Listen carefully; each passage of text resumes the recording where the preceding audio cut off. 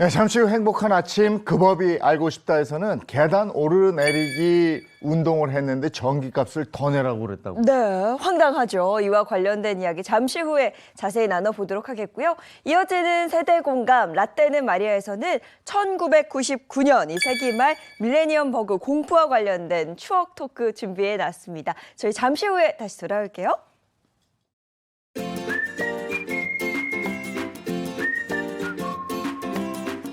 안녕하십니까. 행복한 아침 이재용입니다. 안녕하세요. 정예인입니다. 새로운 한 주가 시작됐습니다. 오늘은 1월 22일 월요일이고요. 그 법이 알고 싶다 준비되어 있죠? 네, 맞습니다. 날이 부쩍 추워지면서 계단 걷기 운동 많이들 하고 계시죠. 뭐 돈도 안 들고 언제든 할 수 있고.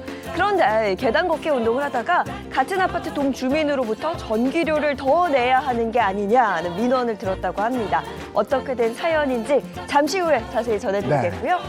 세대 공감 토크쇼 라떼는 마리아도 준비되어 있는데 여러분 1999년을 기억하십니까? 공포와 희망이 가득했던 세기말 밀레니엄 버그 1999년 겨울로 돌아가서 그때 얘기 좀 하도록 하겠습니다. 1월 22일 행복한 아침 본격적으로 시작하죠.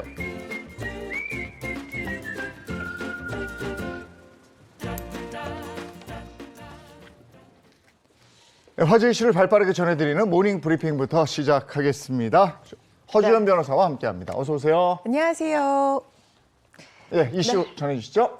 네, 반려견을 때리고 학대하는 모습을 유튜브로 생중계한 남성이 경찰에 입건이 됐는데요. 죽도를 사용해서 반려견을 학대하고 해부를 하겠다라는 폭언을 퍼붓는 모습이 방송에 그대로 찍혔습니다. 네, 뭐 말만 들어도 정말 분노가 치밀어 오릅니다. 이게 어떻게 된 일일까요? 네, 경찰과 한 동물권 보호단체에 따르면 지난 19일 한 유튜버 A씨라는 사람이 자신의 집에서 생방송을 하던 도중에 웰시코기로 보이는 반려견을 저렇게 학대하는 장면이 찍힌 겁니다. 목줄을 거칠게 자기 앞으로 끌어당긴 뒤에 연거푸 앉으라고 소리치면서 지금 보이는 저 막대기 같은 게 죽도라고 하는데요. 저걸 강아지에게 휘둘렀다는 겁니다. 또 욕설과 함께 해부해버려 왜 동물이 말을 안 들어서 라는 끔찍한 말을 하면서 반려견에 대한 괴롭힘을 이어갔는데요. A씨에게 저렇게 목을 잡힌 반려견은 별 저항도 하지 못하고 겁에 질려서 그저 맞고만 있었다고 하는데요. 정말 충격적인 것은 그 와중에도 A씨가 화면 한쪽에 후원을 위한 자신 계좌번호를 적어둬서 많은 이들의 분노를 자아내고 있습니다. 동물 학대를 하면서 거기다가 후원 계좌 번호를 올려놨어요. 그러니까 이게 관심을 끌어서 돈을 벌겠다 이런 생각이었던 거고 그래서 동물을 이용해서 동물을 학대해서 이런 짓을 했다. 이런 얘기입니까? 네, 아마 그랬던 것으로 보입니다. 관심을 끌어서 조회수를 올리기 위해서 이런 학대 행위를 하고 영상까지 공개한 것으로 보이는데 영상을 본 동물 보호단체가 바로 신고를 했습니다. 그래서 이 현장에 출동한 경찰이 반려견과 남성을 즉시 분리 조치를 했다고 하는데요. 그런데 동물보호단체에 따르면 최근 인터넷 방송을 통해서 동물을 학대하는 이런 모습을 송출하는 경우가 늘고 있다고 합니다. 실제로 지난 2019년에도 유튜버가 반려견을 집어던지는 등 이 학대하는 행위 방송을 해서 공분을 샀던 사건이 있었습니다. 정말 강력한 처벌이 필요합니다. 저는 뭐 영상을 차마 볼 수 없을 정도로 정말 끔찍한데요. 이런 경우에는 어떤 처벌을 받게 될까요? 지금 동물보호법에 따르면 이런 동물학대 행위를 정당한 이유 없이 해서 동물이 상해에 이르는 경우에는 2년 이하의 징역 또는 2천만 원 이하 벌금형에 처해지게 되고요. 사망에 이르는 경우에는 3년 이하의 징역 또는 3천만 원 이하의 벌금형으로 규정이 되어 있습니다. 하지만 문제는 이게 법정형이 그렇다는 것이지 실제 실형이 선고되는 사례는 거의 찾아보기가 드뭅니다. 학대가 인정이 돼도 벌금형이 많고요. 아주 심한 경우에도 실형은 실형이지만 징역형의 집행유예에 그치는 것이 현실이거든요. 또 학대를 당한 동물을 분리 조치를 해야 되는데 이게 우리 민법상 아직까지 제물로 보다 보니까 사유재산으로 보게 됩니다. 그래서 임시로 분리 조치를 하겠지만 이 주인이 소유권을 포기하지 않는 한 결국에는 주인에게 다시 돌려줘야 되는 그런 상황이 벌어지는 건데요. 독일이나 영국 같은 경우에는 아예 사육 금지 조치를 굉장히 강력하게 취하는 국가들이 있기 때문에 우리나라에서도 좀 이제 전향적으로 그런 부분을 검토해야 될 필요가 있지 않을까 하는 생각이 듭니다. 맞습니다. 그러니까 저런 짓을 하는 사람이나 저런 걸 보면서 소위 즐긴다고 얘기하는 사람들의 인성에 일단 문제가 있다 이런 생각이 들고요. 네. 또 하나가 동물 학대에 대해서 느끼는 국민 정서하고 법이 너무 거리가 있네요. 네. 이건 좀 이렇게 좀 조치가 필요하지 않나 싶습니다. 자, 다음 이슈 전해주시죠. 네, 기존에 있던 탕후루 가게 옆에 새로운 탕후루 가게를 오픈하려다 상도덕 논란에 휘말린 유명 유튜버 B씨 이야기인데요. 그런데 지난 20일 이 유튜버 B씨를 겨냥한 살인 예고글이 올라와서 경찰이 수사에 나섰습니다. 네, 우선 이 유튜버가요. 65만 팔로워를 가진 아주 유명한 인기 BJ 겸 유튜버라고 들었습니다. 이 탕후루 가게 개업 논란에 뭐 살인 예고 글까지 이게 다 무슨 일일까요? 일단 지난 13일 이 유명 유튜버 B씨가 짧은 영상을 올린 것이 이제 문제의 발단의 시작이었는데요. 이 자신 채널에 탕후루 가게 위치 이름 공개라는 영상을 올렸습니다. 문제는 가게 위치였습니다. 문을 열 예정이었던 탕후루 가게 바로 옆에 이미 영업을 하고 있는 또 다른 탕후루 가게가 있었는데 그게 영상에 그대로 보였거든요. 이런 사실이 알려지면서 이 비판이 쏟아졌습니다. 누리꾼들은 생계를 위해서 점포를 운영하는 소상공인 바로 옆 가게에 유명 유튜버가 굳이 동일 업종의 가게를 개업할 필요가 있냐고 비난을 쏟아낸 겁니다. 게다가 인맥을 활용해서 가게 일일 알바로 유명 유튜버와 방송인 등을 총동원하겠다면서 망하는 것도 경험이니까 한번 해볼 만하지 않느냐라는 취지의 발언까지 해서 이 영세 자영업자의 생존권을 기만했다는 얘기까지 나오고 있습니다.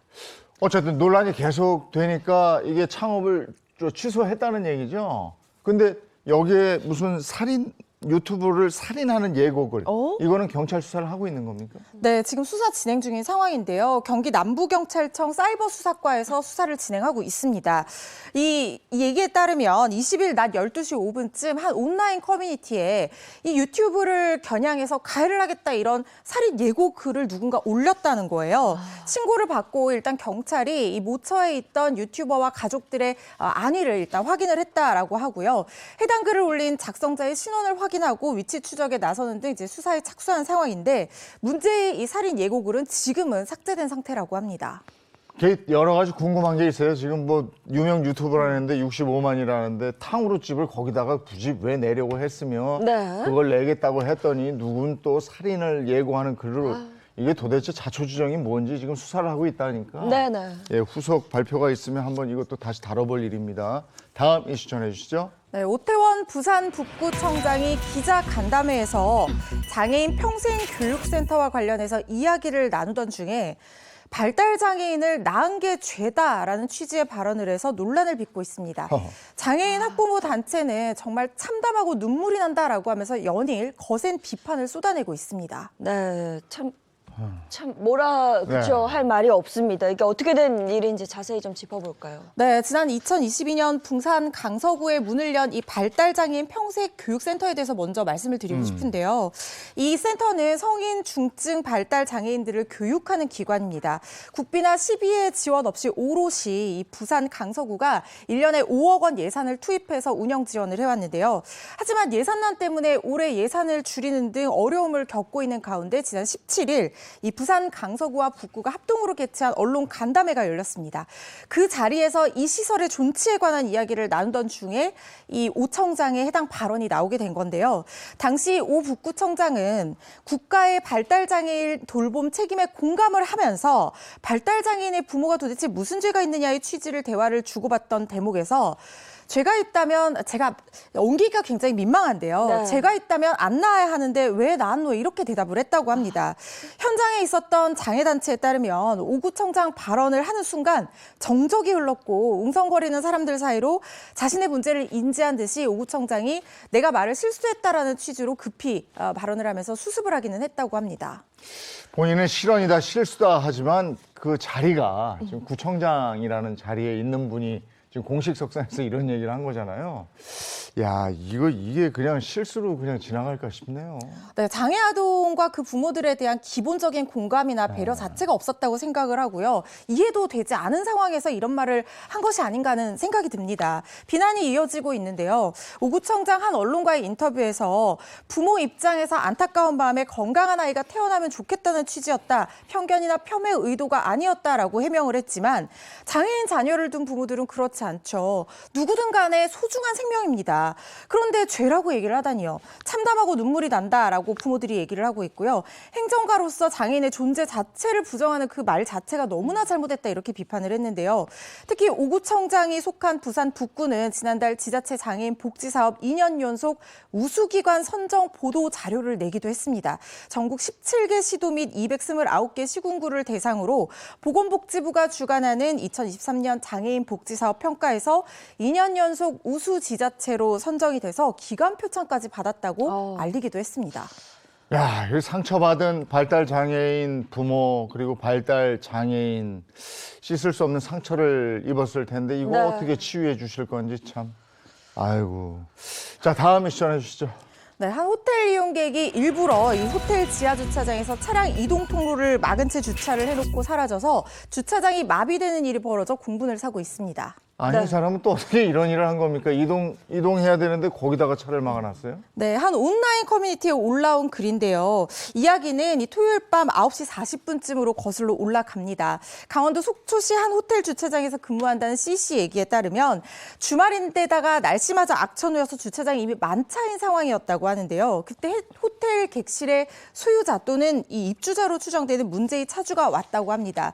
직원 C씨는 지하 주차장이 만차여서 키를 맡겨주시면 주차해드리겠다라고 정중하게 부탁을 했지만 차주는 월 4만 원 주차 요금을 내는데 왜 내 주차 공간이 매번 없느냐라고 하면서 화를 냈다는 건데요. 그러면서 지하 주차장 통로에 떡하니 주차를 한 거예요. 이에 C씨는 차주를 향해서 화 좀 풀어달라 이렇게 사정을 했지만 차를 그대로 주차한 채 대꾸 없이 가버렸다고 합니다.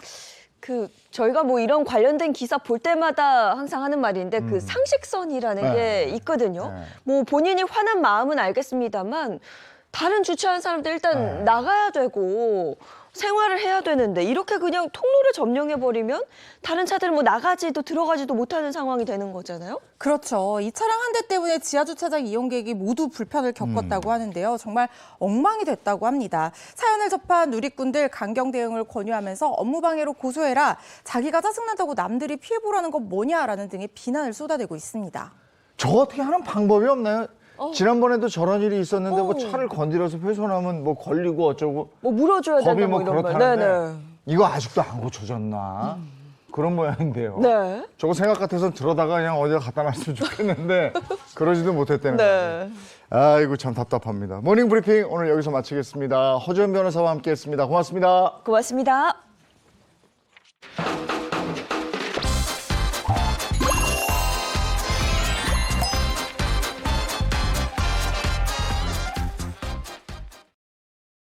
네, 최신 경제 소식을 알기 쉽게 전해드리겠습니다. 더 핫한 경제 시간인데요. 야, 이거 부러운 소식이 하나 들어와 있는데 네. 중국 충칭이에요. 매장량 1억 톤으로 이상 추정되는 초대형 유전이 발견됐. 와. 야, 이게 우리나라에서 이런 일이 있었으면 얼마나 좋을까. 저도 그 관련 기사 봤거든요. 보면서 뭐 많은 사람들이 아이고 좋겠네 뭐 그런 얘기들을 했습니다. 사실 우리나라에서는 뭐 석유가 정말 한 방울도 안 나오는데 부럽다 이런 석유 말씀하시더라고요. 얘기할 때 우리나라 일컬을 때 이 얘기 하잖아. 석유 한 방울도 나오지 않는. 네. 그러나 석유와 같은 그런 기름진 자원이 뭐겠습니까? 사람. 인재 육성. 그쵸. 네? 이거 네. 아니겠습니까? 미래 세대를 위해서도 인재는 육성돼야 된다. 기업이 또 발벗고 나서는 모양인데 네. 박수림 씨, 김재혁 기자와 함께 자세한 얘기 나눠보도록 하겠습니다. 어서 오세요. 네, 안녕하세요. 반갑습니다. 기업들의 청년 지원이 계속 이어지고 있다고요? 네, 맞습니다. 특히 소외된 곳에 있는 지원이 필요한 청년 세대에 대해 기업의 관심이 이어지고 있습니다. 제가 대표 사례를 준비했는데요. 먼저 L그룹입니다. L그룹은 대한민국 스포츠 발전과 꿈나무 육성을 위해 비교적 관심이 부족한 동계 스포츠 종목 후원을 이어가고 있습니다. 얼마 전에 열린 국제 봅슬레이 스켈레톤 연맹 월드컵 2차 대회에서 강원도청 정승기 선수가 금메달 획득을 했는데요. 멋져요. 이는 2020년 1월 올림픽 금메달리스트죠. 윤성빈 선수가 이 대회에서 금메달을 딴 이후 4년 만의 쾌거입니다. 이 쾌거 뒤에는 10년 가까이 스켈레톤을 후원해온 L그룹이 있었습니다. L그룹은 2015년 스켈레톤 국가대표팀에 경력금 1억 원을 후원한 것을 시작으로 현재까지 스켈레톤 국가대표팀을 메인 스폰서 자격으로 후원 중입니다. 와, 그 스켈레톤이 아이언맨 같았던. 그렇죠. 그렇죠. 윤성빈 선수가 그 봅슬레이 같은 그 썰매 타던 네. 그거 말씀하시는 거죠? 네, 맞습니다. 봅슬레이, 루지와 함께 동계올림픽 썰매 종목 중에 하나인데요. 스켈레톤 한 대 가격이 1,500만 원에 달하고 오. 1, 2년에 한 번씩 교체가 필요하다고 합니다. 부담이 될 수밖에 없는 가격인데요. 이 정부의 지원만으로는 국가대표팀 운영이 어려운 상황에서 대기업의 후원이 큰 도움으로 이어지고 있다는 평가입니다. L그룹의 동계 스포츠 사랑은 오랜 역사에도 불구하고 얇은 선수층과 대중의 관심 부족으로 어려움을 겪고 있는 아이스 하키팀에도 이어지고 있다고 하네요. 네, 그런가 하면 P그룹의 나눔재단에서는 2018년부터 청소년이 각자 원하는 꿈을 펼칠 수 있고 그리고 성공적인 자립을 할 수 있도록 도와주고 있습니다. 자립준비 청년이라는 말 들어봤습니까?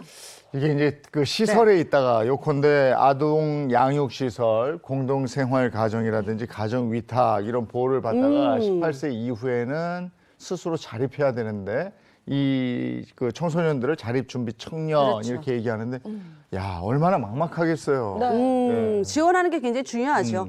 자, 그래서 P그룹 나눔재단에서는요, 매년 홀로서기에 도전하고 있는 자립준비 청년들이 사회에 안정적으로 정착할 수 있도록 돕는 취업 및 창업 지원 프로그램을 운영 중입니다. 자, 이들을 위한 멘토링, 취업 특강 등을 진행하고 있다고 하네요. 네, 이게 취업까지 연계된다면 뭐 정말 더할 나위 없이 좋을 것 같습니다. 자, 다음은요. L면세점은 사회공헌 프로젝트로 지역 청년 스타트업을 육성하고 있다고 합니다. L면세점이 위치한 서울, 부산, 제주 등의 지역 일자리 창출과 관광산업 발전을 위해 사회공헌 사업을 실천해온 L면세점은요. 특히 지역 청년 스타트업을 육성하는 사업을 통해 2019년부터 부산, 제주 청년 기업을 대상으로 기업당 최대 2천만 원의 사업 자금과 맞춤 멘토링, 엑셀러레이팅 프로그램을 지원하는 프로젝트를 운영 중인데요. 현재까지 L면세점이 지원한 청년 기업은 총 37개, 130여 개의 새로운 청년 일자리를 창출했다고 합니다. 또 청년 기업들이 안정적으로 기업을 운영할 수 있도록 L면세점 입점 기회를 통해 L그룹 계열사와 비즈니스 연계 기회도 제공한다고 하네요. 청년 인재를 육성하고 있는 우리 기업들의 최신 동향에 대해서 알아봤고요. 이번엔 우리 주변에서 일어나고 있는 사건, 사고를 법의 관점으로 풀어보겠습니다. 그 법이 알고 싶다.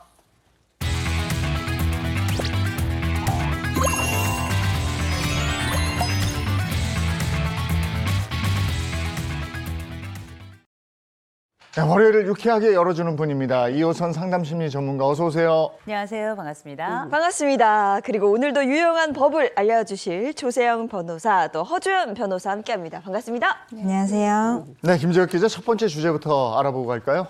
네, 첫 번째 주제는 계단 운동하려면 전기료 더 내입니다. 야, 저희가 뭐야, 뭐 이게. 앞서 예고를 해드렸죠. 네. 계단 운동하려면 전기료를 더 내라. 이게 대체 무슨 말일까요? 이 아파트 계단에서 걷기 운동을 하던 입주민이 다른 입주민으로부터 복도 센서 등 있죠. 점등에 네. 따른 전기료를 부담하라는 요구를 받았다는 사연이 알려지면서 이게 누리꾼들 사이에서 감론을박이 일고 있습니다. 이건 좀 아니지 않아요? 이게 계단 오르내릴 때 올라가는 데 맞춰서 센서등이 등이 켜져지죠. 켜지죠. 그리고 저도 계단 오르기 해봐서 아는데 맨 위에 올라가면 엘리베이터 타고 내려오거든요. 그렇죠. 이런 것까지 얘기하는 것 같은데 구체적으로 어떻게 된 겁니까? 이 한 온라인 커뮤니티에 따르면요. 이 지난 연말 자신을 12층짜리 아파트 거주민이라고 소개한 A씨가 아파트 내 계단 운동으로 인한 전기 사용이라는 제목의 글에서 이 같은 처지를 하소연했습니다. 저는 1층에 살고 있고요. 4, 5개월 전부터 1층부터 12층까지 걸어 올라가서 엘리베이터를 타고 내려오길 반복하는 식으로 걷기 운동을 하고 있습니다. 라고 포문을 열었는데요. 계단 오르기 운동 되게 좋은 거예요. 네. 돈 안 들죠. 어디 멀리 안 가도 되죠. 집에서 할 수 있으니까 전문가들은 그렇게들 말씀 많이 하시거든요. 돈안 내려가는 들죠. 건 내려가지 말고. 돈 안 들죠 그랬는데 돈 내라는 거 아니지? 그러게 이게 무슨 말이야. 저도 그렇게 많이 아파트 오르락 했거든요.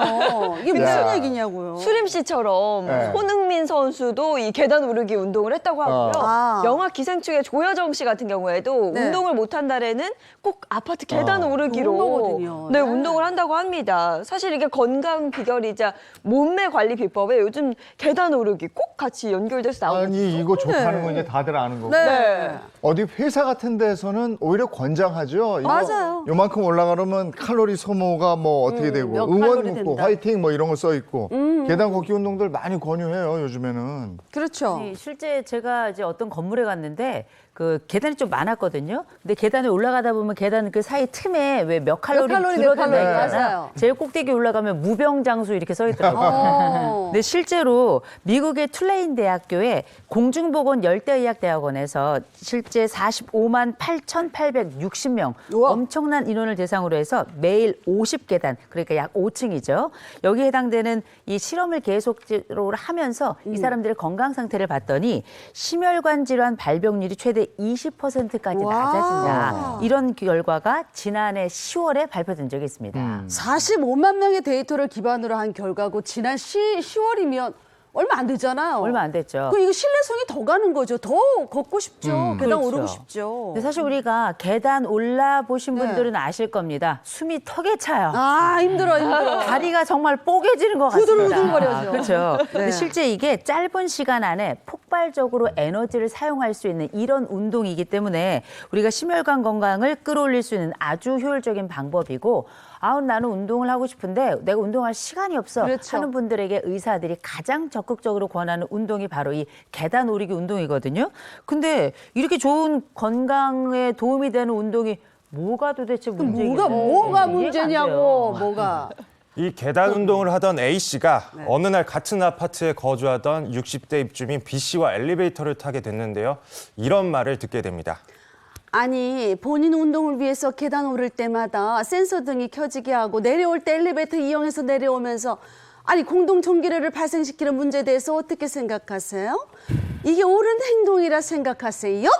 엿 이랬어요. 이거 화났다는 거거든. 네? 이에 A 씨는 공용 전기료도 내고 있고 네. 그래서 엘리베이터를 사용하고 있는 건데 이게 문제가 되나요? 라고 답하자 60대 B 씨는 어이없다는 듯이 따져 묻는 겁니다. 당신은 1층에 살잖아요. 1층 입주민도 엘리베이터 사용료를 내나요? 제가 이 문제에 대해서 관리사무소에 가서 이야기 좀 해봐야겠어요. 많이 화났어요.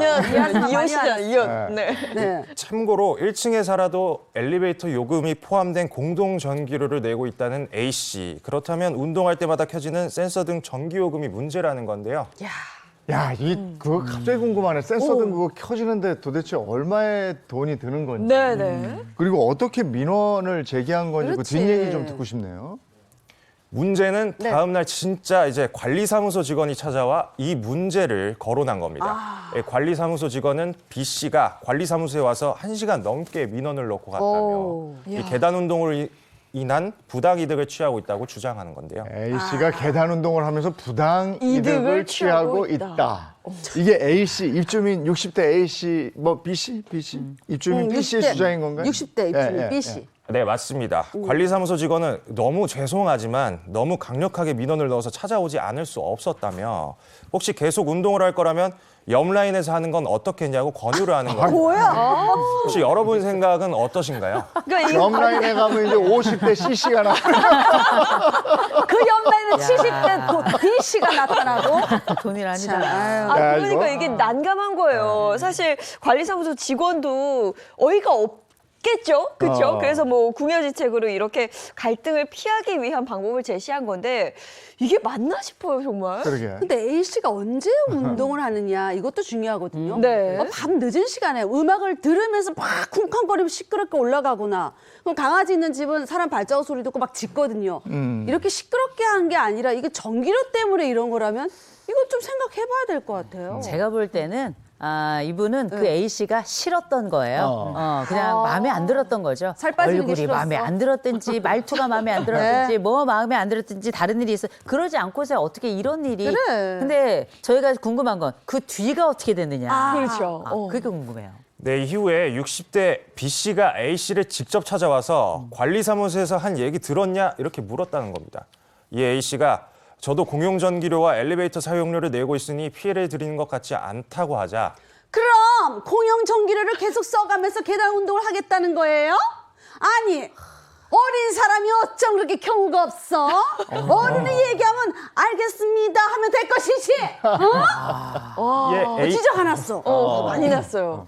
이에 A 씨는 저 때문에 전기료가 추가로 발생되는 주눅 부분이 들었어, 부당하다고 네. 제가 내는 전기료가 대비 이 정도 활동은 괜찮다고 생각한다면서 네.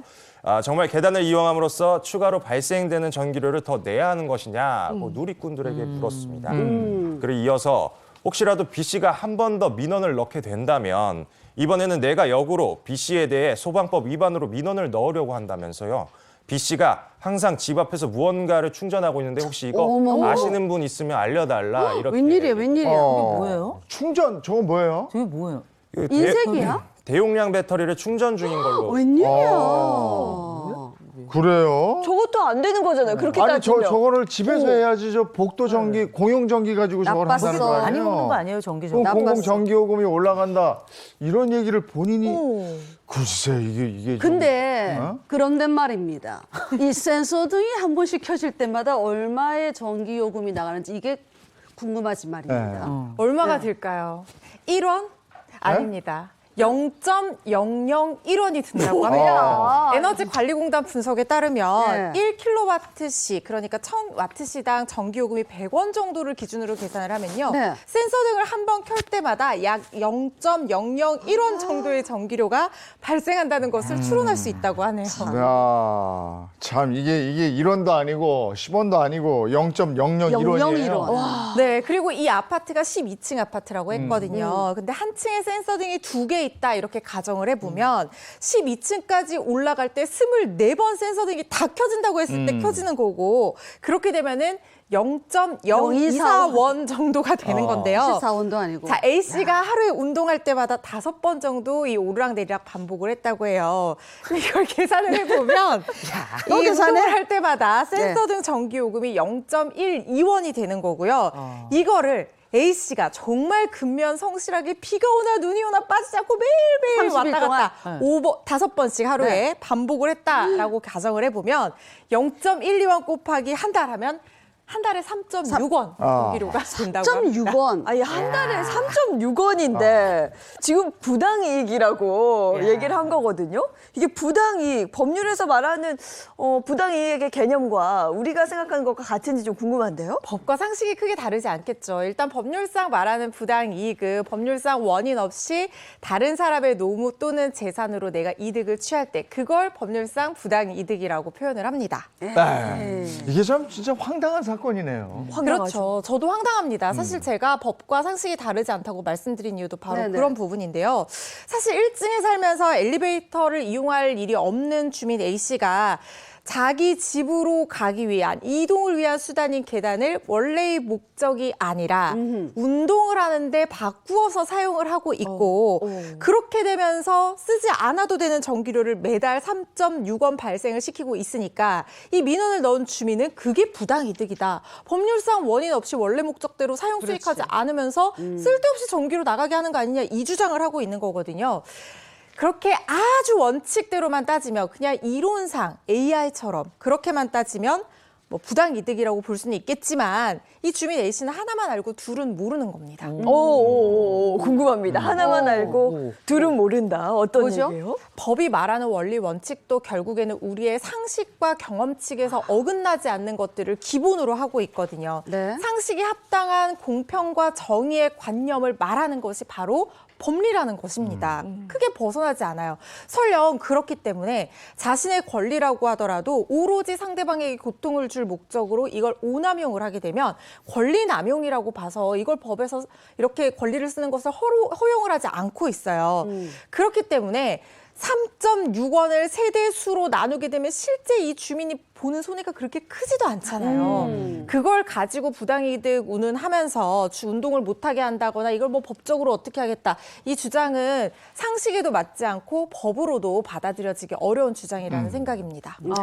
아니 참 어이가 없네요. 3.6원 얘기가 나오니까 갑자기 확 또 어이가 없어지는데 제가 볼 때는 이 A씨가 지금 또 반문을 하게 되잖아요. 아니 그 집 보니까 그 복도에다가 복도에 엉뚱한 진짜. 거 충전하고 그게 또 대용량 배터리였잖아요. 그러면 지금 이 복도에서 충전하고 있었던 이 전자기기가 말씀하셨던 것처럼 소방법 요 민원 넣을 수 있는 조건이 되는지 그래서 우리가 공동으로 사용하는 공용 복도에서 요 개인 제품 충전한다든지 이런 것들이 소방법에 정말 위배가 되는지 요거 좀 궁금한 게 진짜 요새 위반되지 아파트들마다 전기차 있잖아요. 네네. 이거 이제 꽂아가지고 난리가 난 집들이 꽤 있거든요. 이거 자세히 알려주셔야 됩니다. 오. 네. 네, 이 전자기기 자체가 너무 커가지고 뭐 위급 시에 이걸 치우고 대피하기 어려운 상황 정도로 복도를 막는다. 이러면 소방법 위반의 여지는 있겠죠. 근데 사진으로 봤을 때는 그 정도 크기는 아닌 것 같고 충분히 치우고 지나다닐 수 있기 때문에 네. 소방법보다는 사실 하나 더 문제되는 게 있습니다. 뭐죠? 그건 바로 네. 복도의 비상용 콘센트에서 자신의 개인 용기를 지금 그렇죠. 이렇게 충전을 하고 있는 거잖아요. 이거는 공용 전기를 함부로 쓰는 도전 행위이고요. 아, 이거는 형법상 도전? 이거. 도전. 그래서 절도 행위에 해당이 되는 겁니다. 전기를 훔쳤다 이거 아니에요? 맞습니다. 전기도 형법이 보호하고 있는 객체, 그런 물리적 행위에 해당되거든요. 그래서 전기를 동력이기 때문에 이 동력을 훔치는 행위도 절도죄에 해당이 되고요. 실제 제가 비슷한 판례로 뭐 처벌받은 사례가 있는지 찾아보니까 네. 판례가 있더라고요. 오, 어떤 사건이었어요? 네, 아파트 소화전 안에 보면은 비상용 콘센트가 있습니다. 맞아요, 맞아요. 이 콘센트에 전기를 몰래 끌어와서 자신의 집으로 끌어와서요. 무려 6년 동안 1,800만 원의 전기를 도용한 그런 사례가 있었는데요. 네, 벌금 500만 원에 이제 처벌을 받았다고 합니다. 어허. 대박. 아니, 1,800만 원. 1,800만 원을 6년간 썼는데 500만 원. 500만 원? 이거 너무했다. 근데 지금 우리나라 사람들의 그 반 이상, 뭐 정확히 얘기하면 53.6%가 아파트에 거주한대요. 네. 그러니까 이런 일들이 비일비재하게 일어날 거란 말이죠. 우리는 층간소음이나 뭐 흡연 문제 이런 거 생각하는데 이제 전기까지 갔어요. 네. 이런 거 어떻게 접근해야 됩니까?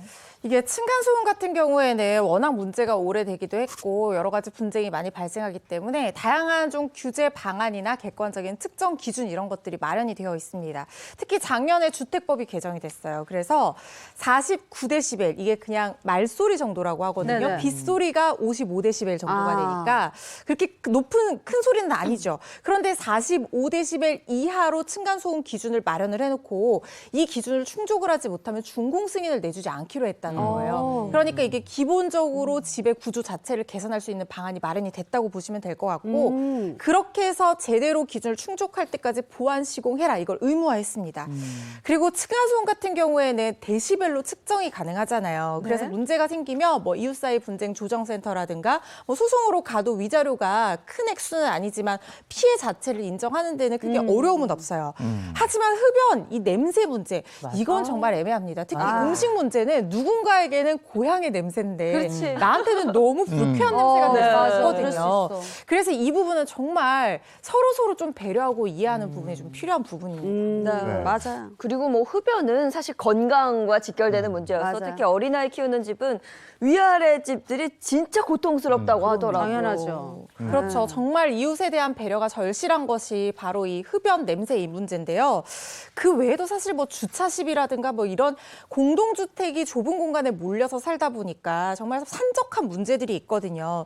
근데 문제는 이걸 다 법으로 해결하려고 하면 정말 이거는 갈등의 골만 더 깊어지고 법이 이런 냄새 문제까지 규정하는 제도가 마련이 되어 있지 않기 때문에 이런 건 정말 더 어려워질 수가 있어요, 해결이. 그래서 계단 운동하면서 전기 운운하고 뭐 음식 냄새 뭐 하고 사실 흡연 문제는 정말 건강과 관련이 있기 때문에 좀 주의를 해줘야 되겠지만 이 그 외에 어떤 건강이라든가 위법한 행위라든가 뭐 안전에 관련되는 이거 외에 다른 문제들은 정말 서로 배려하고 양보하는 자세가 그럼요. 필요하지 네. 않을까 싶습니다. 알겠습니다. 다음 주제로 한번 가볼까요?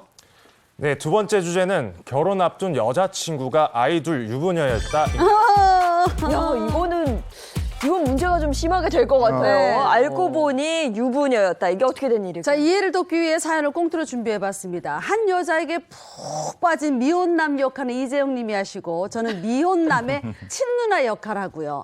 또 알고 보니 아이들 유부녀 역할은 예인 씨가 합니다. 네. 연기 대상 버금가는 그런 연기 좀 펼쳐주세요. 부탁드립니다. 이 사연 온라인 게시물을 바탕으로 재구성했습니다. 사연 속으로 고고! 저에게는 전지현보다 김태희보다 송혜교보다도 예쁜 여자친구가 있습니다. 진짜 너무너무 예뻐요. 제가 전생에 나라를 구했나 봐요. 자기야, 자기는 왜 이렇게 예뻐? 눈도 예뻐, 코도 예뻐, 입도 예뻐. 아우, 도대체 안 예쁜 데가 어디야? 아우 정말. 놀고 있다, 놀고 있어. 재영아, 제발 눈 좀 떠라.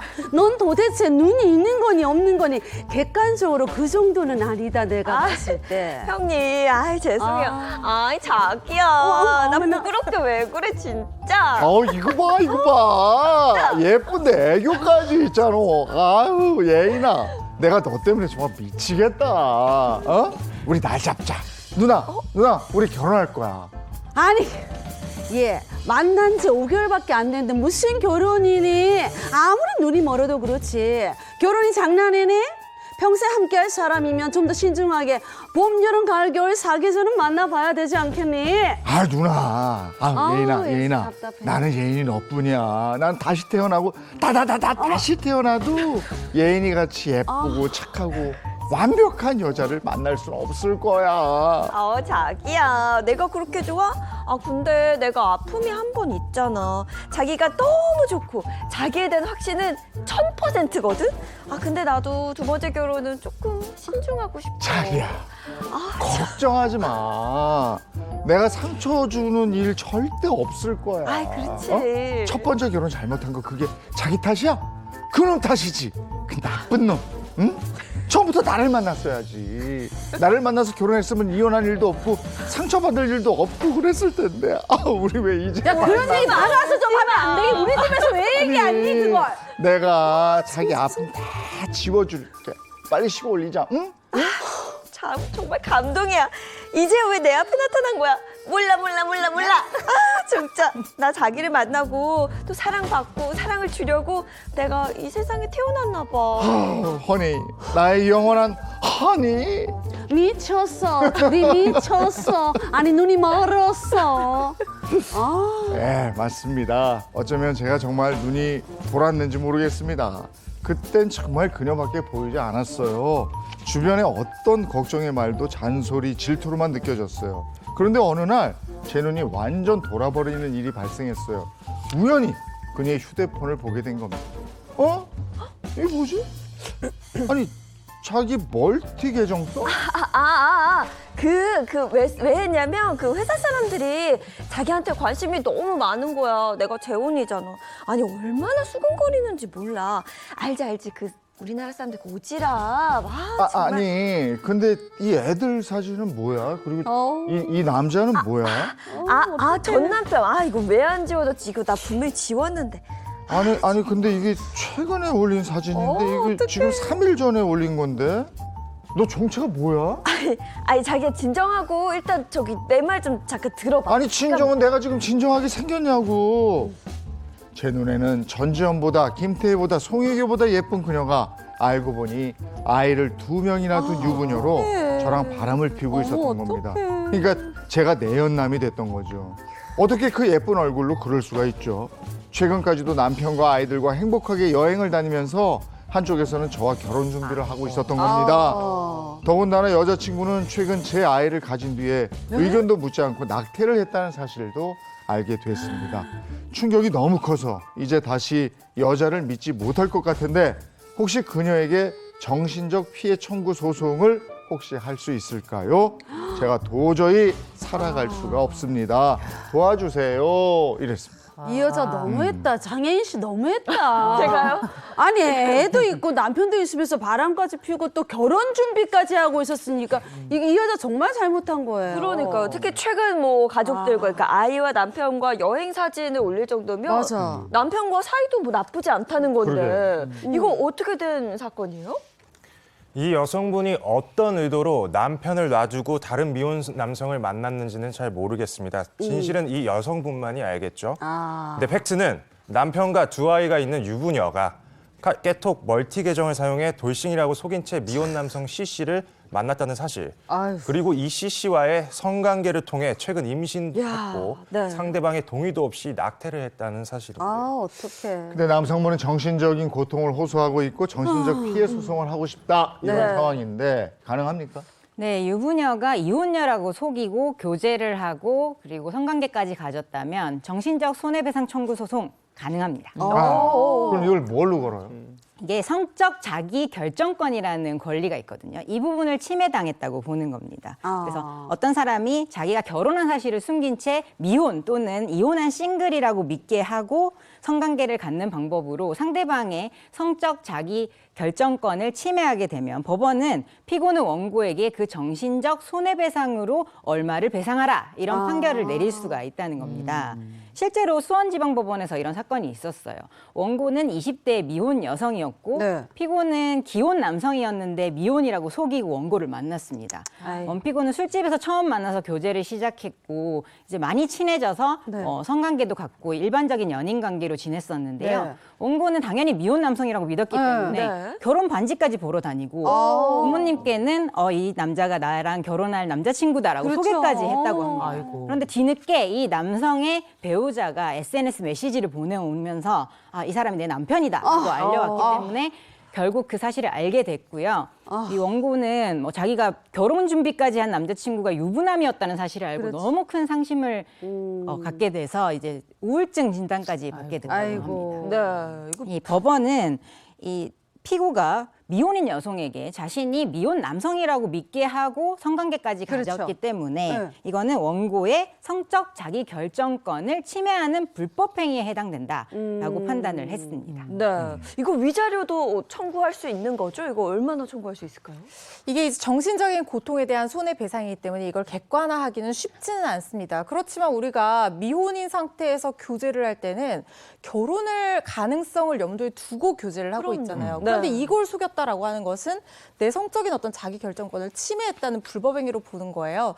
그래서 여러 가지 사정을 고려를 하게 되는데 뭐 만나게 된 경위라든가 거짓말을 한 이유나 얼마나 적극적으로 속였는지 그리고 사귀고 난 뒤와 그 이후의 언행이라든가 뭐 이런 여러 가지 태도들을 중합해서 판단을 하게 되는데요. 뭐 이렇게 사연처럼 우울증 진단이 있고 치료를 받았다라고 하면 그런 부분도 당연히 참작이 될 수 있습니다. 그런데 생각보다 그렇게 많이 인정이 되지는 않아요. 보통 실무상 1,000에서 3,000 정도 사이에서 인정이 되는 경우가 많고 보통은 일반적인 경우에 2천만 원 안팎으로 인정되는 사례가 제일 많다고 보시면 될 것 같습니다.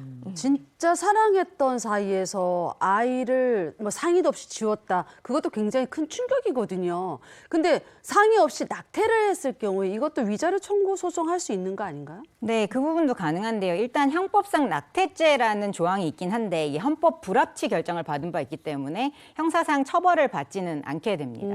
그렇다면 이 사연 중에 이 남성이 자신의 아이가 자기도 모르게 낙태가 됐다는 사실을 알게 됐으니까 맞아. 손해배상 청구를 할 수 있느냐 문제가 생기는데 뭐 이 여성이 임신한 태아가 이 남성의 아이라는 점이 입증이 되면은 가능할 수 있습니다. 그런데 이미 낙태를 한 상황이라면 네. 그 아이가 뭐 이 남성의 유전자를 받은 태아였는지 아닌지 맞아. 입증하는 게 현실적으로 쉽지는 않을 수 있습니다. 근데 제가 이렇게 말씀을 드리면서 지금 이 상황에서 빠져 있는 사람이 하나 있어요. 네. 남편이에요. 남편. 아. 제가 볼 때 남편도 얼마나 억울하겠어요. 그러면 이 남편 입장에서 생각해 보면 지금 뭐 피해자라고 얘기했던 이 남성에 대해서 일종의 뭐 소송 같은 거 할 수 있잖아요. 옛날 같은 뭐 간통죄 같은 게 있었을 텐데. 그렇죠. 그러면 이런 상간 소송 같은 걸 하게 되면 그때는 어떻게 되는 거예요? 네, 상간소송이라는 것은 어떤 제3자가 부부 사이에 끼어들어서 이 상대방이 유부남 또는 유부녀라는 사실을 알고 그 상대방 배우자의 혼인관계를 파탄낸 데에 대한 손해배상 책임을 묻는 소송이거든요. 네. 그런데 사연 중에 이 남성분은 전혀 유부녀라는 사실을 몰랐고 그러네. 이혼한 싱글이라고 믿고 교제를 했기 때문에 사실 이런 손해배상 책임을 지진 않습니다. 저희가 진행을 해보면 상간소송에서 결국은 이 유부녀나 유부남이란 사실을 알고 만났느냐 모르고 만났느냐가 아주 큰 쟁점이 되는데요. 뭐 둘 간에 주고받은 문자 메시지나 통화 녹음이라든지 여러 가지 정황 증거를 통해서 이 부분을 입증하고 있습니다. 네. 그렇군요. 알겠습니다. 오늘 그 법이 알고 싶다. 여기까지 하겠습니다. 고맙습니다. 고맙습니다.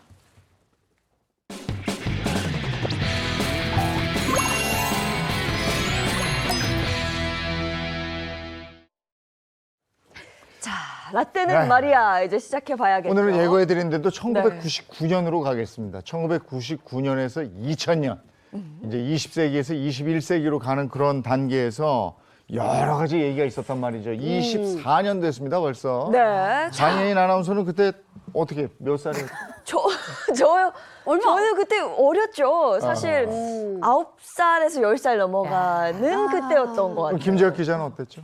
저는 유치원을 갓 졸업하고 아이고 애다. 아유 그랬었어요. 그 당시에 이제 부모님들이 뭐 어수선했던 네. 그런 상황이었네요. 네. 자, 그럼 1999년에서 2000년으로 넘어가던 그 해를 한번 기억해 볼까요? 네. 회상해 보기 전에 네. 저희가 주제 또 소개해드릴 영상이 또 하나 준비되어 있거든요. 자, 2000년에 지구가 종말한다고 1999년 세기말 Y2K의 추억입니다. 한번 보겠습니다.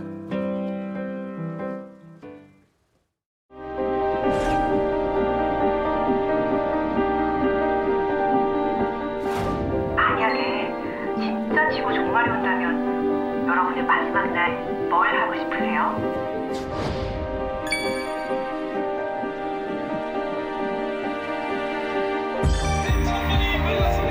국방이었네요.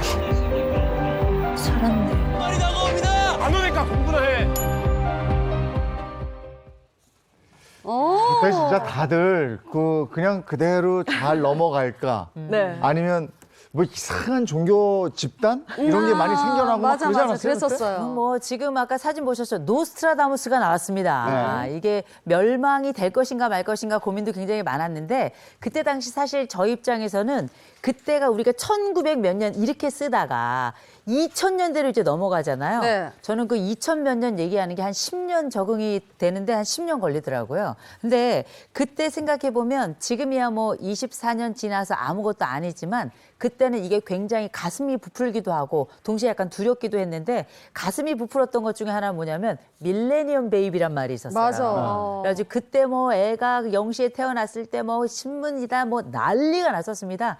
아유 지금 지나가 보면 그때 애나 지금 애나 비슷합니다만 속색이게 매일 봤네요.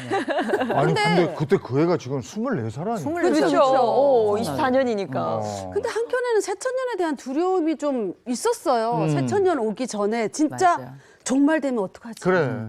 다 망해버리면 어떡하지? 맞아요. 그때 저는 한참 사람 찾으러 막 뛰어다닐 텐데 네. 그때 미국 그 가기로 차량이 이렇게 정해져 있었는데 어떻게 한국에서 그럼 죽더라도 한국에서 죽어야 되는 거 아니야? 막 이런 생각도 하고 되게 두렵긴 아. 했었어요, 솔직히. 네. 저는 그때 결혼한 지 네. 얼마 안 됐었는데 뱃속에 애가 이제 들어서야 되나 말아야 되나 이런 그러네, 시간이었는데 그러네. 그거 이제 망한다 어쩐다 그러니까 교회를 다니면서도 이게 진짜 망하면 어떡하나 뭐 약간 이런 생각이 있어서 그때 임신에 대한 고민이 조금 있었어요. 그때 당시에. 예. 자, 그래서 99년 세기말 비화 첫 번째 퀴즈를 드리도록 하겠습니다. 우리 시청자분들도 한번 맞춰보십시오.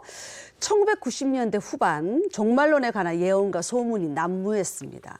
자, 특히 이분의 예언을 바탕으로 세상의 종말을 외치는 분이 나타났습니다. 이분은 히틀러의 출현, 제2차 세계대전, 일본 원자폭탄 투하 등을 완벽하게 예언했다고 알려진 분입니다. 누굴까요? 자, 힌트 주세요. 힌트. 아까 이호선 교수님이 네. 살짝 한 말씀 했어. 네, 너무나 유명한 저는 아는 유명한 언급했어, 분이에요. 언급했어. 저는 아는 김재혁 기자 지금 전혀 모르고 있어, 지금. 전혀 모르고 있어. 아, 왜 제가 힌트 모르겠어요? 하나는 드릴 수 있어요. 네? 노씨예요. 아, 노주현. 여보세요. 나 이럴 줄 알았어. 나 이럴 줄 알았어. 예. 정답은 no. 정답은 no. 노스트라다무스. 아. 자, 이분이 500년 전 프랑스의 천문학자이자 의사이자 예언가였습니다. 그러니까 제2차 세계대전 히틀러의 출현 이런 거를 몇백 년 전에 예언했어요. 근데 굵직굵직한 거를 다 맞추다 보니까 사람들이 이분이 남긴 어록들을 예의주시하기 시작했습니다. 그러던 중에 99년에 대한 예언 중에 하늘에서 공포의 대왕이 내려온다. 이걸 남긴 거 보고 사람들이 종말이다. 종말을 예언한 거다. 이렇게 추측, 해석 이렇게 했던 거죠.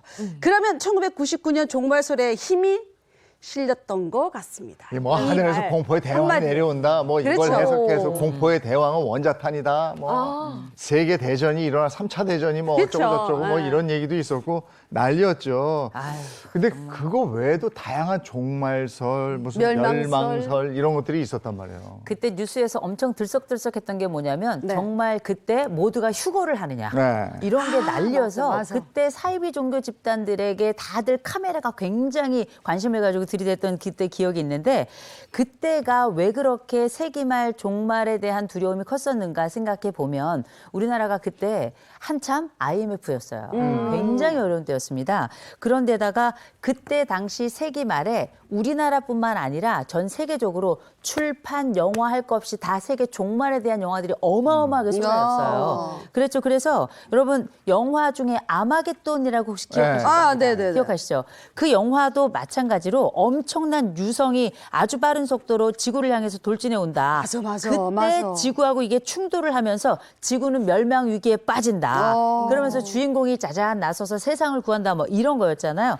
그때 당시는 정말 지구에 뭔가가 일어날 것 같은 분위기가 전 세계적으로 있었던 게 사실입니다. 아니 근데 실제로 종말론에 영향을 받은 사람들이 있었습니까? 이거 궁금한데요. 저는 친하게 지낸 이웃이나 뭐 직장 동료, 뭐 주위 사람은 없는데 풍문으로 들어오는 이야기를 들어보면 그거예요. 어느 종교 집단에 들어갔다더라. 지금 완전 기도에 빠져 있다더라. 이런 건 있었어. 기도에 불안하니까. 많이 열심히 기도를 했던 거죠. 아니 일부 사이비 종교 아까 말씀하셨지만 거기서는 종말이 도래했으니 회개하라. 종말이 다가왔다. 그렇다. 뭐 이러면서.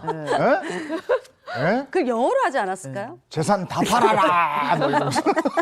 분위기를 막 만드는 거죠. 그렇죠? 그렇죠. 전체적으로 술렁대는 분위기였죠. 그렇죠. 맞아요. 99년 종말론의 가장 대세는 뭐니 해도 Y2K 밀레니엄 버그였습니다. 네. 근데 이게 아까 종말론 이런 건 사이비 종교계 이런 쪽에서 나온 거지만 밀레니엄 뭐 버그 이런 거는 과학계 쪽에서 나왔단 말이에요. 그렇죠. 1999년에서 2000년으로 넘어가는 그 순간 컴퓨터의 오작동으로 뭐 세상이 일대 혼란에 빠질 것이다. 뭐 프로그램 오류로 시스템이 마비되고 최악의 경우에 핵폭탄이 터질 것이다.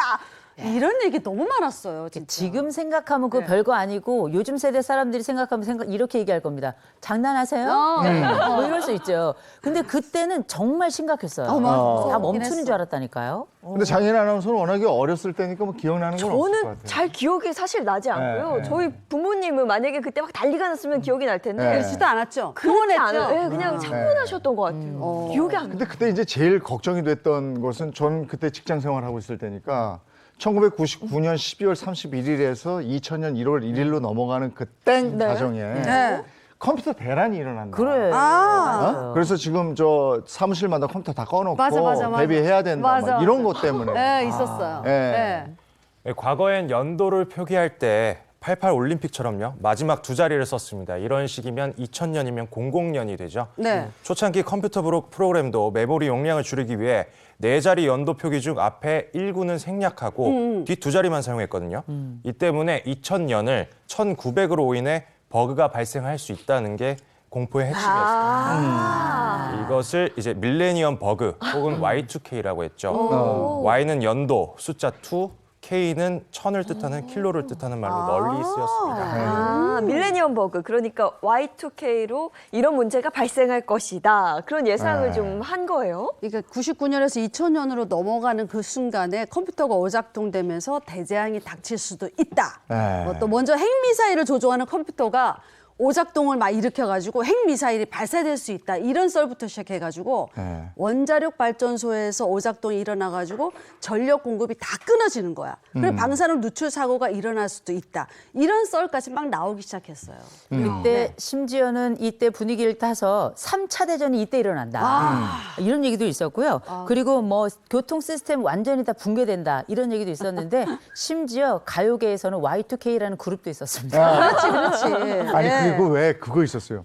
대출을 왕창 해라. 아, 맞아. 끝나니까. 그럼 은행 자료가 다 이게 없어진다. 잘못돼가지고 근거가 없다. 뭐 이런 얘기 듣지 않았었어요. 네. 그런 얘기도 있었어요. 네. 아니 2000년 기다리면서 사실 그 은행 자료 얘기하셨습니다만 그때 저희가 집을 구하는 시점이었어요. 전세를 옮기면서 그때 그 얘기 듣고 정말 대출을 내야 되나 정말 고민 많이 했어요. 그러니까 2000년에 그 은행에 예금을 할 경우에는 예치 기간이 1900년부터 100년이 되잖아요. 그러니까 엄청난 이자 소득을 얻을 것이다. 이렇게 생각들을 하시는 분들 많았어요. 근데 반대로 네. 은행 시스템이 마비되면서 내 돈의 근거가 없어질 것이다. 왜냐하면 다 숫자로 돼 있으니까 그럴 수 그게 안 찍힐 수도 있으니까 네. 그 부자들은 일단 돈을 찾아놔야 된다. 그래서 1999년 12월부터 돈을 조금씩 찾은 분들도 실제로 있었고, 근데 돈이 없는 분들은 네. 그 숫자가 나한테로 와서 바뀌었어요. 제발, 제발. 혹시나 하는 마음에. 그런 얘기도 있었죠. 예. 그런 분위기가 비단 국내뿐은 아니었던 것 같습니다. 당시에는 전 세계적으로요. 밀레니엄 버그에 대한 막연한 두려움 그리고 혼란이 혼재돼 있었다고 합니다. 여기서 잠깐 제가 퀴즈를 하나 준비했는데요. 네. 밀레니엄을 앞두고 막연한 두려움, 혼란이 전 세계를 강타했는데 그래서 2000년을 목전에 둔 1999년 12월 연말에는 이것이 대유행했다고 합니다. 이것은 무엇일까요? 뭐가 더 유행이지? 이거 힌트 없어요? 아예 써버리는 거 아니야? 소비 뭐 이런 거? 싹쓸이 싹쓸- 이 정도가 힌트. 사재기. 생필품. 사재기. 생필품. 맞아, 사재기다. 사재기인 것 같아요. 엄청 샀어. 맞아. 사드렸어. 맞아. 네, 맞습니다. 네. 밀레니엄 버그 혼란을 대비해서 생필품 사재기가 대유행을 했다고 합니다. 예. 생필품 사재기. 이야, 그뭘 샀을까 도대체? 그때 라면 이런 거 아닐까? 라면. 저는 이미 산 적이 있어서 제가 물. 말씀드리자면 네. 저는 라면하고 휴지 샀어요. 아. 라면하고 휴지. 그래도 네. 우리가 이제 휴지 먹는 왜? 거는 혹시 코 풀려고? 아니 닦을 네. 게 없을까 봐. 이게 아니, 좀 그렇잖아요. 근데 필수품이라는 게 그런 거 아닌가? 물 일단 사놓고, 생수 사야 돼. 네. 통조림 사놓고, 물이 통조림. 필수품. 그렇죠. 통조림 사놓고, 그다음에 초 옛날에 양초, 초 양초. 얘기했었어. 양초. 이런 거 전기 끊기잖아. 그죠? 그런 거 사놓겠죠? 그거 사긴 가능할 것 샀었어요? 같은데? 샀었어. 안 샀지. 저도 그만큼 휩쓸릴까 하다가 네. 사진 않고 라면 사서 라면을 많이 먹었던 그때 거예요. 뭘 샀대요? 네, 오죽하면 당시 유통업계에서는 Y2K 세트를 만들어서 판매했고 대히트를 치기도 했습니다. 4인 가족 10일치 분량의 가족 안심형은 당시 8, 9만 원 정도였는데요. 와. 쌀, 라면, 생수, 부탄가스, 참치, 햄, 즉석밥, 부탄가스. 초코과자, 양초, 성냥 등 이런 것들이 들어가 있었다고 하네요. 네. 어떤 마트의 경우에는 하루 800만 원대 라면 매출액이 연말 1,200만 원으로 50%나 늘었다고 합니다. 막 이렇게 된다니까. 그리고 이거 사진을 보면 이건 이제 1999년에 없어. 연말에 미국의 마트 사진인데 이게 매대가 텅 비어 있죠. 미국에 완전히 비었네요. 이거 완전히 생필품 사재기로 휩쓸고 갔네요. 네, 한 조사 결과에 따르면요. 미국인 70%가 연말에 10일 정도분의 식량과 비상물자를 구입했다고 합니다. 국내뿐만 아니라 전 세계가 Y2K의 진심이었던 것 같아요. 네. 전에 저 있던 데는 저 밀레니엄 대사면이라는 걸 해줬어요. 그 전에 직원들이 징계가 있잖아. 네. 근데 그거를 20세기에 다 묻고 간다 이래가지고 밀레니엄 대사면. 괜찮네. 저도 그때 라디오 뉴스 한 2번 안 해가지고 징계가 있었는데 없어졌어요? 그때 대사면 됐죠. 네. 오셨네. 이 대사면의 특혜를 입고 네. 이 그동안에 징계가 있었는데 없어져서 지방사 사장 가신 분도 있고. 야, 아, 얼굴 좀 봤네요. 네, 근데 그 덕분에. 당시에 진짜 TV만 틀면 Y2K 여기도 Y2K 맞아. 저기도 Y2K 맞아, 여기도 Y2K 네. 저기도 Y2K Y2K가 진짜 큰일 날 수도 있겠다 이런 생각이 들 정도였어요. 아니 저는 Y2K 하면 아까 이호선 교수님 말씀하셨는데 그 꽃미남 밴드 맞아요. 있었어요. 한국과 일본 합작 그룹 Y2K. 어. 아마 김 기자는 기억할 텐데 그렇죠? 이 기자는 아, 이 뭐죠? 사람들이에요? 저는 진짜 기억을 하고 싶은데 제가 잘 들려드릴게요. 모르겠어요. 친구로 지내자 마지막 말로 나의 기분을 채울 수는 없네. 제가 참고로 하나 이거. 말씀드리면 네. 저분들이 제가 이사 간 집에 전세로 들어오셨어요. 아, 그래요? 정말요? 그래서- 그런 인연이 또. 근데 얼굴은 못 봤네요. 메인 보컬? 참 잘했어요. 아, 기억나요. 아니, 저는 김 기자 당연히 알고 있을 줄 알았는데 갑자기 저는 이렇게 거리두기를 확 하시는 게 나는 그 시대가 아니다. 이렇게. 여기 나. 네. 김 기자한테 완전 가려고 좋아요. 하지 말고 네. 우리한테 와요 그냥. 왜 그래? 그러니까 예능에서는 Y2K 밴드가, 뭐 시사 교양에서는 Y2K 문제가, 그러니까 계속 Y2K 얘기가 나오는 거예요. 그러니까 우리뿐만 아니라 전 세계적으로 Y2K에 대한 그런 심각성을 인지하고 대책을 마련했던 것 같아요. 네, 맞습니다. 이 미국, 영국, 일본 등 선진국들이 정부 차원에서 Y2K 문제에 접근한 것만 봐도 Y2K 심각성을 알 수 있는데요. 이 당시 클린턴 미국 행정부는 백악관의 Year 2000 카운슬이라는 위원회를 구성했으며 영국 토니 블레어 총리는 Y2K로 인해 서방 선진 8개국들이 네. 4,120억 달러의 손실을 보게 될 거라면서 지도자의 인식 촉구에 나섰습니다. 우리나라도 Y2K 종합 상황실 같은 게 있었고 그 방송사 라디오 15가 있잖아요. 네. 그게 혹시 잘못 돌아갈까 봐 그것 때문에 방송사 자체에서도 그런 그 대책반이 있고 막 이랬었어요. 하여간 다들 준비를 굉장히 철저히 했다고요. 그때. 맞습니다. 우리나라 97년 초부터 정보통신부 중심으로 Y2K 종합대책반을 구성해 관련 부처가 함께 문제 해결에 나섰습니다. 아, 뉴스에서 봤던 그 기억나요. 자, Y2K 정부 종합 상황실 연결합니다. 김재혁 기자. 김재혁 기자.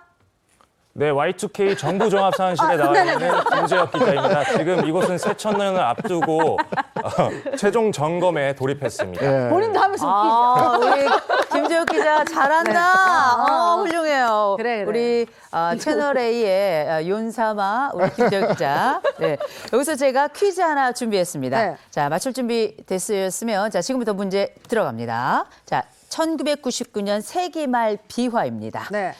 당시 각국 정부 및 기업이 Y2K 문제를 해결하기 위해 지출한 돈, 그 비용은 얼마였을까요? 우리 어떻게 알아? 자, 꽤 그러니까 대단하다. 이게 우리나라뿐만 아니라 네. 전 세계적으로 Y2K 문제 해결하기 위해서 사용한 돈을 모두 다 합쳤을 때 대략 얼마가 될 것인가에 대한 질문입니다. 그 당시 단위? 네. 그러면 1999억.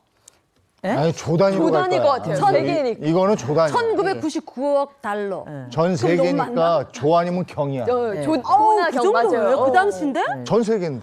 제가 볼 때는 여기 다 문과예요. 아, 그래? 숫자에 대해서 미안해, 약해요. 문과예요. 잘 모르실 예. 거라고 생각해요. 제가 말씀드리겠습니다. 이건 추산인데요. 네. 당시 전문가들이 추산한 바에 따르자면 그때 당시 전 세계에서 Y2K 문제 해결을 위해서 들인 돈이 3천억에서 1조 달러. 아, 그러니까 달러? 이걸 하나로 계산하잖아요.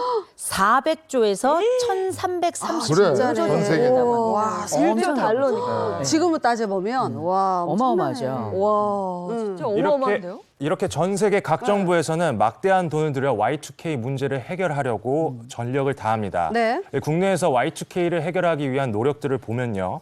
국방부에서는 미사일, 전투기, 레이더, 통신 장비 등의 오작동 가능성에 대한 점검을 했고 대법원은 각종 재판 자료를 디스크와 테이프에 이중으로 백업하는 작업을 벌인 뒤에 오후 11시부터 자정까지 외부 네트워크를 모두 차단했다가 1월 1일 0시부터 외부 네트워크를 하나씩 연결해서 이상이 있는지를 점검했고요.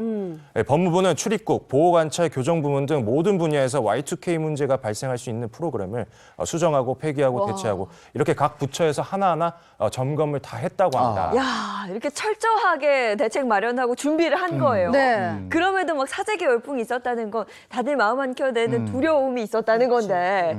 자, 근데 드디어 긴장과 두려움 속에 그날이 옵니다. 1999년에서 새천년으로 넘어가는 그 순간 두둥 다 됐어요. 자, 그러면 여러분 어떠셨어요? 다 같이. 저는 집에 없었어요. 네? 그때 그 BBC에서 전 세계를 묶어서 방송을 했어요. 전 세계 방송. 근데 우리는 유일한 분단 국가잖아. 그래가지고 저는 독도하고 장전항을 맡아서 우와. 배 타고 거기 가 있었어요. 그래서 거기서 야, 여기는 독도 뭐 해서 한번 넘기고 그 다음에 장전항으로 가. 네. 그래서 여기는 뭐 거기서 분단 또 국가 맞고. 뭐 대한민국에서 어쩌고 저쩌고. 그리고 나서 이제 네. 1999년을 보냈죠. 저도 밖에 있었어요. 안녕하십니까. 저는 보신가 앞에 나와 있습니다. 잠시 뒤면 새천년이 밝을 텐데요. 여러분 다 같이 한번 카운트다운 외쳐주시죠. 5, 4, 야, 큰 거 했다. 2, 1. 야, 큰 거 했네. 해피 뉴 이어! 드디어 새천년이 밝았습니다. 근데 아무 일도 안 일어났어. 그래. 노스트라다무스 예언은 뭐 없었어. 없어. 그 밀레니엄 새 아기는 그냥 여전히 태어났어요. 우리도 방송 끝나고 별일 그거 없었어. 들었어. 그러니까. 배 위에서, 배 위에. 맞아. 네. 근데 그때 사실 그때 보신각 종은 또 그때 카운트다운은 달랐어요. 왜냐하면 혹시 세상이 멸망할까 싶어가지고 그렇지. 이게 기대하고 두려움이 함께 쫙 모여가지고 사실 심장 쫄리게 정말 뜬 눈으로 밤새면서 이렇게 막 준비하고 있다가 새해가 딱 밝았거든요. 네.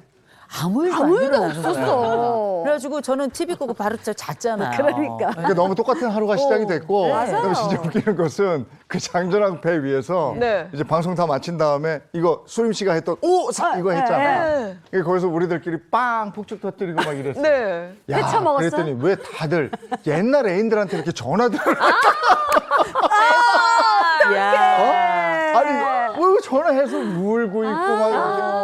야 진짜 웃겨가지고. 우리 좀 그러지 맙시다. 네. 아니 근데 궁금한 게 정말 아무 일도 없었어요? 아무 일도 없었어요. 아, 근데 세상은 아무 일도 없을 수가 없어요. 그렇지, 그렇지. 우리가 예. 지금 방송을 하고 TV를 보는 순간에도 일은 일어나고 있잖아요. 아. 아닌 게 아니라 2000년 1월 4일에 우리나라 정부가 공식 집계했던 국내 Y2K 문제 발생 상황을 보면 총 16건으로 기록이 되고 있는데요. 그래요? 정부가 집중 관리했던 13가지 중점 분야가 있었는데 네. 그중에 의료 2건하고 또 중소기업 3건 이렇게 문제가 발생을 했어요. 근데 그때 발생했던 문제가 뭐냐면 일단 환자 관리 프로그램에 살짝 문제가 좀 있었고요.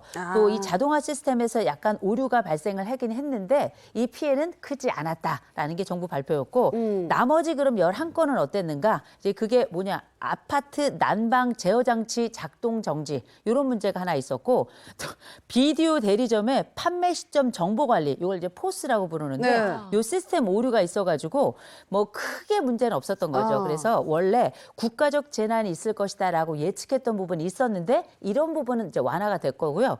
비디오는 좀 문제가 있었겠네요. 그때 당시 우리가 비디오 엄청 봤었거든요. 그렇죠. 나머지는 괜찮았던 거죠. 그러니까 네. 늘상 일어나는 일들이었어 그냥. 근데 재미있었던 아니면 황당했던 그런 귀여운 시스템 오류들을 제가 좀 설명을 해드리자면 슈퍼마켓의 정산대에서 계산기가 오류를 일으켜가지고 10배나 비싼 가격으로 물품 비용을 청구하는 그런 사례가 있었습니다. 있었구나. 예. 그리고 비디오 테이프를 대여해간 고객이 800만 원의 고액 연체료를 청구당하는 일도 있었다고 합니다. 그러니까 이게 대여한 날짜에서 연도가 100년 넘어가잖아요. 그러면서 발생한 오류였다는 거죠. 보통 이제 하루 연체되면 1,000원씩이었거든요. 그때 한 800원이었겠죠. 800원이었거든요. 아마 저희 막, 동네는 예. 1,000원이었던 8,000원 뭐 이 정도였겠죠. 네네. 그런데 이 800만 원 오류가 난 거죠. 이 밖에도 뭐 태어나서 얼마 되지 않은 아기한테 뭐 징병검사 소집 통보가 가는 그런 경우도 있었고 예. 군대 가야 된다고 이제 막 태어났는데 근데 대체로 별다른 사고가 없이 세상은 2000년 1월 1일 맞이하게 됩니다. 네, 결론적으로 Y2K 공포, 뭐 찻잔 속의 태풍으로 끝났다 이렇게들 말씀들 하시더라고요. 근데 지금 이렇게 이야기 쭉 들어보면 네. 그 당시에 너무 좀 과잉된, 과했다 이렇게 볼 수 있지 않을까 싶어요. 그러니까 그때 그런 얘기들도 나왔죠. 너무 네. 과했던 거 아니냐. 그냥 뭐 저 공포 분위기 조성했던 거 아니냐. 뭐 이런 얘기 나왔는데 글쎄 그게 과잉 대응이었을까요? 아니면 철저하게 준비했기 때문에 별일이 일어나지 않았을까요? 어떻게 생각하세요? 아니 저는 철저하게 준비를 해도 그냥 넘어가는 거고 과잉 대응했어도 그냥 넘어가는 거 진짜 그 별일은 없었어요. 근데 저는 그게 아니었던 것 같아요. 별거. 공포나 혹은 두려움 상황이 있다면 아무리 과하게 준비해도 저는 그건 과한 게 아니라고 생각해요. 지나치지 않다. 그럴 수도 있죠. 오히려 시스템을 뭐 아무리 없었을지 모르겠지만 인류가 단 한 번도 겪어보지 못한 시스템의 오류였기 때문에 저는 과잉 대응이 전 맞았다고 생각해요. 그 시대가 잘 기억나지 않는 김재혁 기자는 어떤 것 같아요? 굉장히 냉정할 것 같은데. 어떻게 해야 돼? 근데 이게 대비라는 게 네. 무조건 이제 시스템 오류가 나서 뭐 핵폭탄이 터질 수도 있는 거고 네. 사실 이게 대비를 해놓지 않으면 어떤 게 또 터질지 모르니까 뭐 응당한 대처가 아니었나. 응당한 대처한다. 전 세계 인류가 혹시라도 일어날 어떤 사고에 대비해서 철저하게 준비했잖아요. 네. 네. 그래서 저는 아무 일도 일어나지 않았던 것 같아요. 근데 일단 그 돈을 너무 많이 쓰지 않았어요? 아니 이 정도는 아무 일도 일어나지 지구가 이렇게 없어진다는데 이 정도는 써야지. 아니, 그리고 조단이라도. 경우에 네. 따라 가지고는 우리가 이런 비용은 심리적 비용이라고도 부르거든요. 네. 근데 이런 심리적 그렇겠죠. 비용은 일종의 예방 차원이자 투자 차원이기 때문에 전 이게 아깝다고 생각하지 않고 하고요. 네. 다행이다 싶어서 마음이 풀리는 것만으로도 경제도 잘 돌아가거든요. 그래서 저는 이런 준비가 전 아주 훌륭한 준비였다고 저는 생각합니다. 그러니까 우리가 늘 브루스 윌리스한테 지구를 맡길 수도 없는 거예요. 그렇죠. 막 그러니까 새천년을 맞이한 후에 미국에서도 Y2K 전쟁에서 승리를 선언할 만큼 당시에는 네. 진짜 미래를 예측할 수 없으니까 예. 중요한 사안이었고 잘 그럼요. 대응을 했다 이렇게들 말씀하시죠. 그때는 정말 심각했는데 네. 아무 일도 일어나지 않았기 때문에 우리가 지금 웃으면서 이렇게 얘기를 할 수 있었던 거 맞아요, 아니겠어요? 맞아요. 네. 자, 오늘은 1999년 겨울로 한번 떠나가 봤습니다. 예, 고맙습니다. 고맙습니다.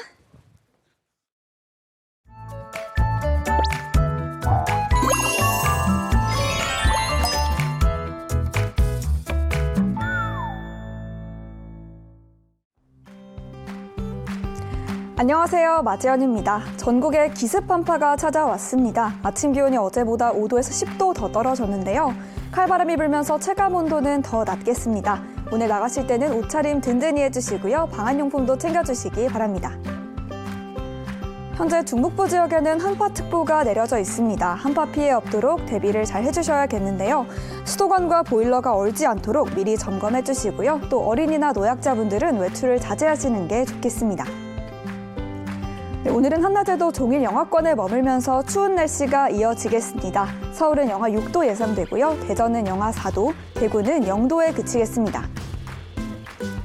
오전까지는 전국 곳곳에 눈이 이어지겠습니다. 빙판길과 도로 설얼음이 나타나면서 미끄러운 곳이 많겠는데요. 운전 조심하셔야겠습니다. 네, 서해안은 눈발이 더 거세질 전망입니다. 내일까지 제주 산간에는 최대 30cm 이상, 그리고 그 밖에 서해안에도 20cm 넘는 눈이 내릴 텐데요. 폭설 피해 없도록 대비 잘해주시기 바랍니다. 지금까지 날씨 전해드렸습니다. 오늘은 뭐 확 추워졌어요. 네, 뭐 북극 한파가 네. 찾아왔습니다. 오늘 건강 관리 잘 하시고요. 방한용품 오늘 꼭 챙기시는 게 좋겠습니다. 좋은 하루 보내시고요. 저희는 내일 아침 7시 30분에 돌아올게요. 행복한 아침, 행복한 하루 되십시오. 고맙습니다. 고맙습니다.